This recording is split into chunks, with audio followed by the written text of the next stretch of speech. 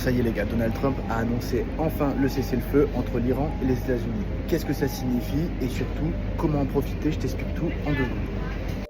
Bon, tu m'excuseras, en même temps, je choisis mes petits fruits pour la journée dans le 7-Eleven.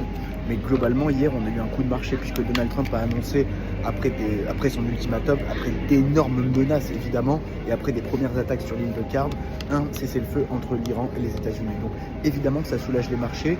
Et surtout, ce qu'il faut comprendre, c'est que précédemment, on était dans une phase de risk-off. Ça veut dire que finalement, les actifs risqués étaient délaissés pour finalement acheter du dollar et des valeurs refuges, comme le dollar américain notamment.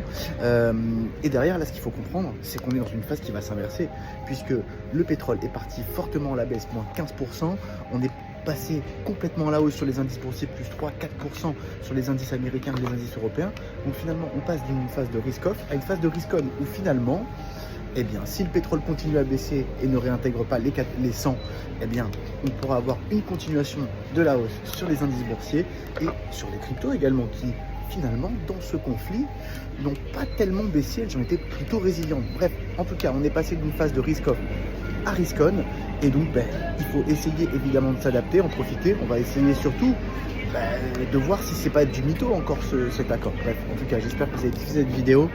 Comme d'hab, nature, peinture, je vous fais une grosse bise et je vous dis à plus tard, bye bye, et abonne-toi.